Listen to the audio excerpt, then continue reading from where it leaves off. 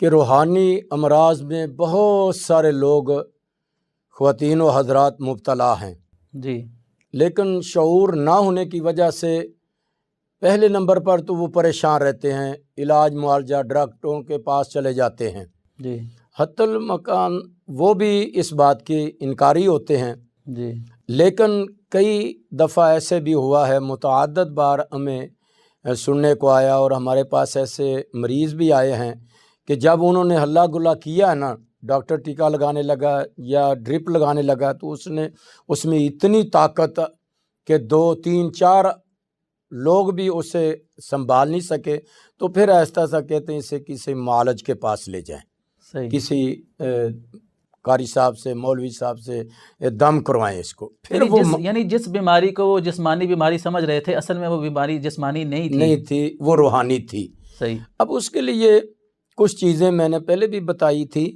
کہ انسان سست رہتا ہے،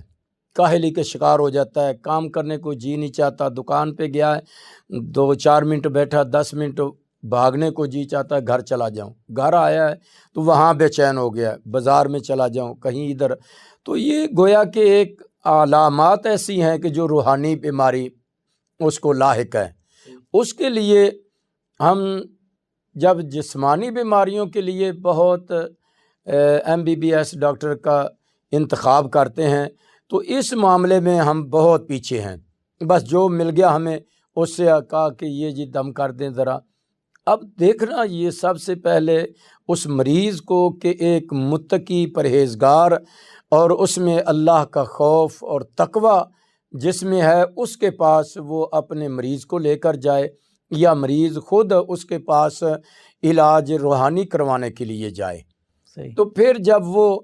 اللہ پر توکل اور بھروسہ رکھتے ہوئے ایک معالج اللہ کی رضا کے لیے اس پر دم کرے گا اور اس کا نظریہ یہ ہوگا کہ شفا من جانب اللہ، جی، جی، اور وہ جو مد مقابل مریض ہے اس کو بھی یقین ہو کہ اللہ کے کلام میں شفا ہے اور یہ دم کریں گے تو مجھے اللہ ذو الجلال شفا عطا فرمائیں گے، جی، تو پھر ان دونوں کی کوشش جو ہے، ان دونوں کی محنت وہ کارآمد ہوگی۔ اگر ان میں کوئی ایک بھی، مثال کے طور پہ معالج ہے،